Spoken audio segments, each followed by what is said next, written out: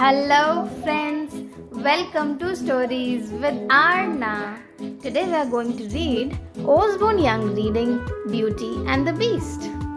Illustrated by Victor Tavares, retold by Louis Stonewell, read by Vishnupriya and you may have a copy of the story. You can bring it and we can read it together. Beauty and the Beast. Chapter 1 Beauty. There was once a very rich man named Pierre who gave his 3 daughters everything they wanted. I love my daughters, he is saying. I love presents, these 2 elder daughters are thinking.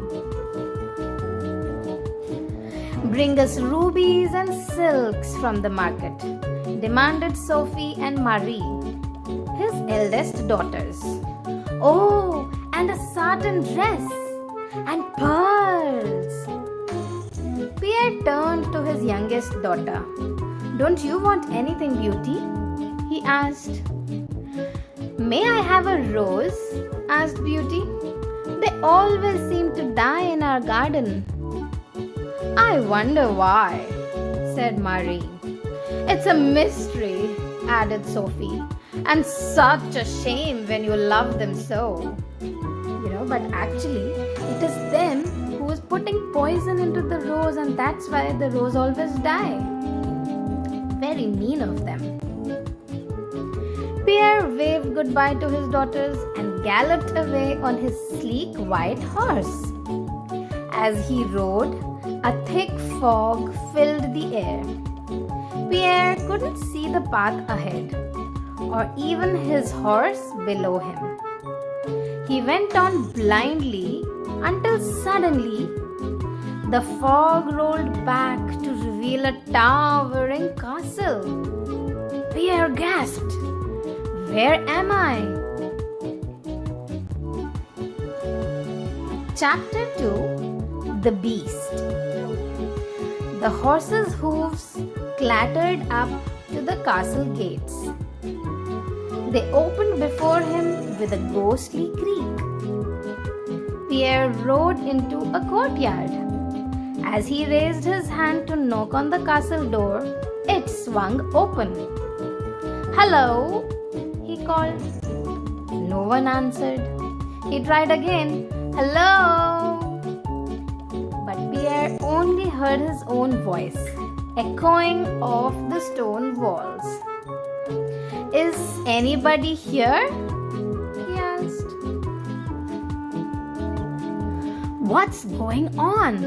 he murmured, his heart beating faster. Then a mouth-watering smell made him forget his fear.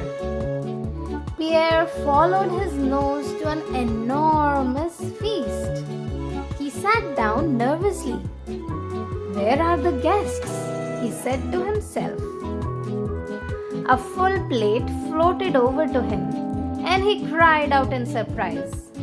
But he was cold and starving, and the food smelled so good. "I hope no one minds," he thought, picking up a silver fork. Invisible hands poured him rich, sweet wine. So he had a big feast and a big meal. Feeling full and tired, Pierre rose from the table. Instantly, a bed appeared before him. Pierre was too exhausted to question it. He just lay down and fell fast asleep. He woke in a beautiful bedroom. A pile of clean clothes sat on a seat by the bed. They were just his size. I must find the owners and thank them, Pierre thought, and set out to search the castle corridors. Invisible hands opened all the doors, but he couldn't find a single living person anywhere.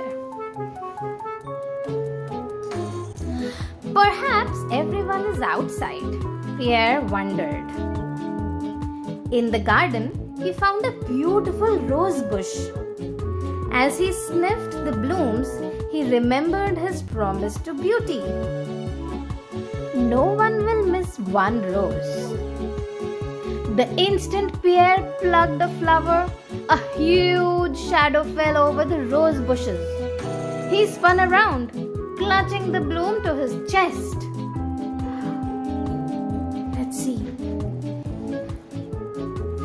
To see a hideous creature before him. Its eyes glittered fiercely. Before Pierre could cry out, it grabbed him and pulled him close to its angry face. Chapter 3. Prepare to die. How dare you steal from the beast? Demanded the terrifying creature. I gave you food and shelter, and this is how you repay me? Thief! The beast is really angry, this creature. I am so sorry, said Pierre, trembling all over.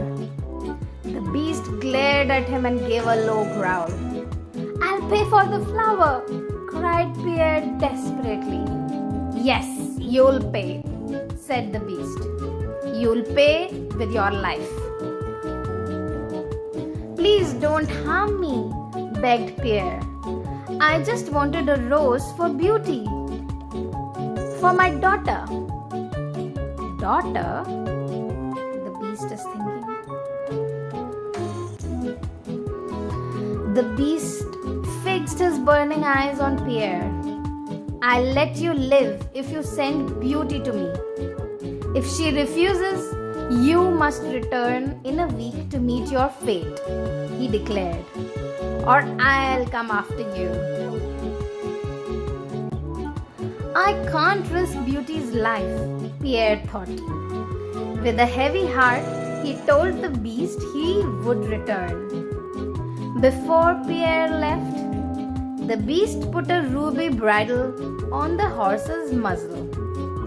He'll be able to find his way to your home and back, said the beast. The bridle will guide him. I'm home, cried Pierre as he came down the path. Beauty ran to him smiling. How was the trip? Fine, said Pierre. He couldn't bear to tell her the truth. A week passed. Pierre grew thin and pale. What's wrong, father? Beauty asked. Nothing, he replied. Please don't worry about me. That night, Beauty thought she heard him crying. She found him asleep at his desk the next morning, with the letter in front of him. She picked it up and started to read. Dearest daughters, when you read this letter, I will have left you forever. I took a rose from the garden of a monstrous beast, and he has sworn to kill me unless I bring him my youngest daughter. I could never do that to you, Beauty, so I have gone in your place. Farewell, your loving father. Oh no, cried Beauty. This is all my fault. Looking out of the window, Beauty saw her father's horse saddled up, ready to go. She knew what she had to do. Quickly and quietly, she scribbled a note for him. Dear father, I have gone to the beast's castle instead of you. All my love, Beauty. Her father's horse seemed to know the way. He galloped down the twisting paths as if guided by a magic force.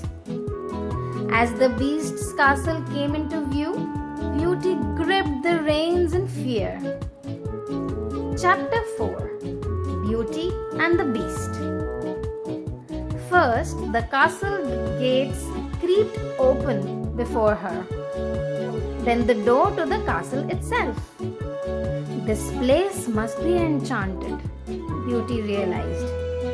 She took a deep breath and stepped inside.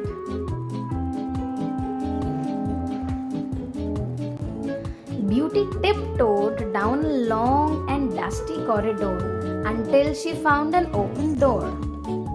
It led into a sweet-smelling garden. Just as soon as Beauty stepped into the sunlight, she heard a terrible growl. "What are you doing here?"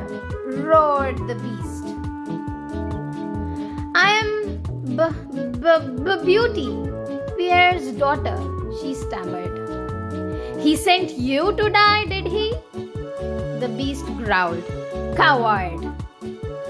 "Don't say that," said Beauty. She was so angry she forgot her fear and glared at the beast.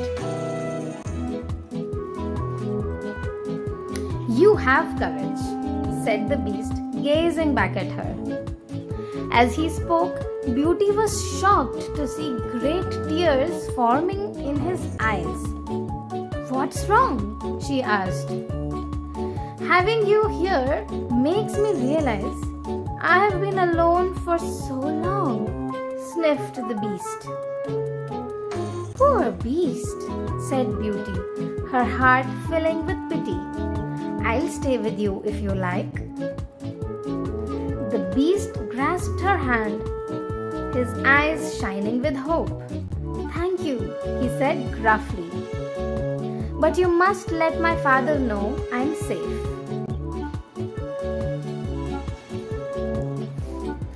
The beast strode out to the courtyard and tied a note to Pierre's horse, then sent it on its way. That evening, Beauty and the beast dined together. The beast told Beauty a story about a princess who turned a frog into a prince with a kiss. In return, Beauty told the beast all about her family and her life. "You're a very good listener," she said.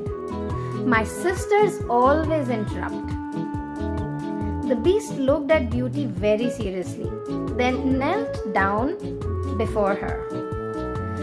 "I know this is sudden," he said in a low voice, "and I know I'm ugly, but will you marry me?" "I can't," gasped Beauty. "I don't even know you." "Very well," said the beast, bowing his head. "Good night, Beauty. Your room is next door," he added and left her alone. Chapter 5. Beauty Explores. Beauty dreamed of home and woke wishing she was there. Then, as she dressed, she saw a mirror by her bed. Peering into it, she was amazed to see her father eating breakfast back at home.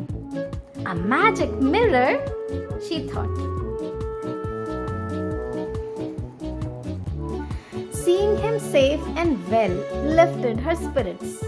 "It's time to explore," she decided, and set off down the shadowy corridors. In one room, she saw fairies performing a play on an enchanting stage. In another, she found a library with shelves that seemed to stretch to the sky. "Here you will find books, every book in the world," boomed a voice. "Books from both the past and the future." When Beauty went out into the garden, she saw exotic flowers and magical animals. But she didn't see the beast all day. At 8 o'clock, a gong rang for dinner. The beast was waiting for Beauty in the dining room. "Did you find the mirror?" he asked eagerly. "I loved it. Thank you," Beauty replied. After dinner, the beast went down on one knee again. "Marry me, Beauty." Beauty sighed. "I'm sorry, beast. You're very kind, but I don't want to marry you." "I thought that might be the answer," said Beast sadly, and left her alone. That night, Beauty had a strange dream. she was dining with a handsome prince. "How can you bear to look at that ugly beast?" he asked. "He is not ugly inside," said Beauty. "But he's a monster," said the prince. "How could anyone love a beast?" Beauty woke to the sound of birds singing. The prince from her dream had vanished. Is that all he was? A dream? Beauty wondered. She spent the day wandering from room to room. The castle seemed empty without the beast beside her. Beauty was trying to choose a book from the library when she noticed a portrait. She couldn't believe her eyes. It was the prince from her dream. At dinner that evening, she asked the beast about him. "I dreamed of a prince last night," she said. "And then I saw a painting of him in the library. Do you know who he is?" "I know him," said the beast, "but I haven't seen him for years." For the rest of the meal, the beast refused to talk more about the prince. After they finished, he asked her to marry him again. "I like you, but I don't love you," Beauty said softly. "I'm sorry, but I won't marry you." The beast sighed and said goodnight. The next morning, Beauty watched her family in her mirror. She missed them more than ever. At dinner that evening, she hardly ate a thing.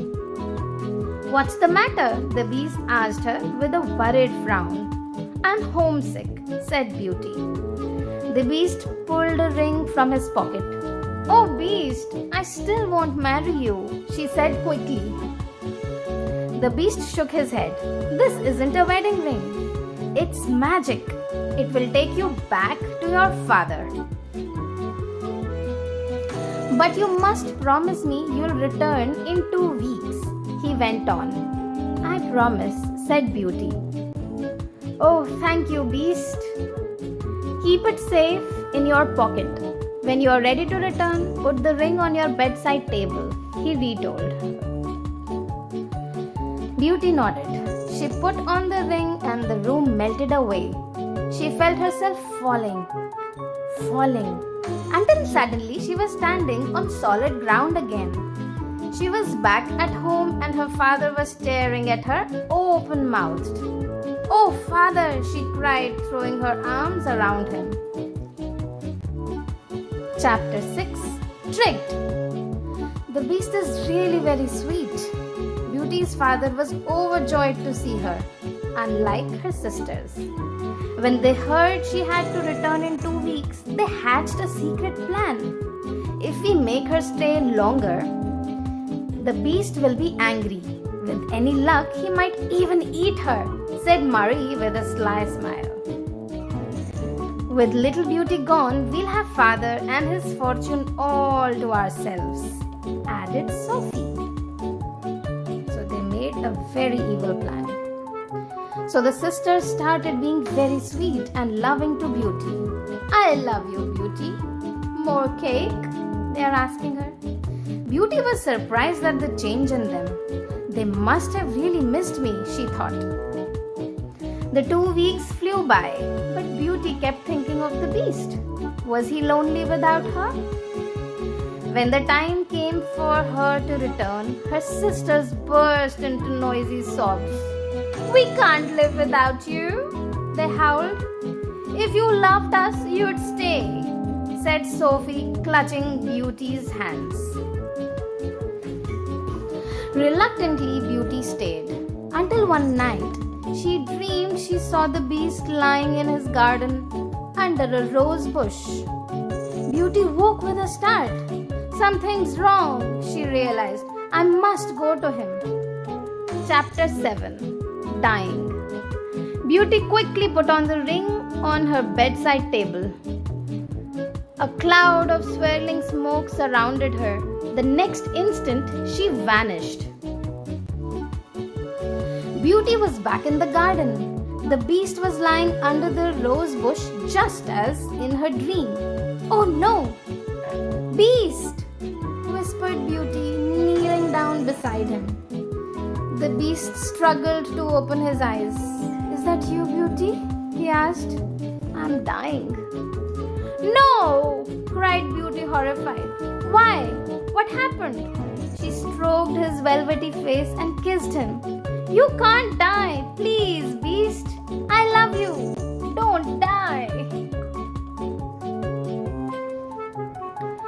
There was a blinding flash and a deafening bang. The beast disappeared. A second later, there was another brighter flash and an even louder bang. Kneeling before her was a handsome prince. "You were in my dream and in the painting," cried Beauty. "Who are you? What happened to my beast?" she asked. Her mind was spinning. The prince smiled. "I am your beast," he said. "Many years ago," he explained, "an angry fairy turned me into a beast because I refused to marry her. Only the love of a beautiful girl could make me human again." "But why were you dying?" asked Beauty. The fairy said, "If I loved a girl who did not love me, I would die of a broken heart," the prince replied. "You don't need to be afraid," said Beauty. "I do love you." Beauty and the prince were married the next day in a church filled with roses. Beauty's sister left early in bad tempers. Beauty's sisters left early in bad tempers. Why does she get to marry a prince? It's not fair." "Life isn't fair," said a tiny voice. It was the fairy who had cursed the prince. "Your sister broke my spell," she said, "but at least I can give you exactly what you deserve." "What?" yelled the sisters. "As you have hearts of stone," the fairy declared, waving her wand, "that's what you will be. Forever." So she turned them into stone statues. Then, feeling much better, she flew off to steal some wedding cake. And that is the end of our story. I hope you enjoyed reading with us. Don't forget to subscribe. See you next time. Bye-bye, friends.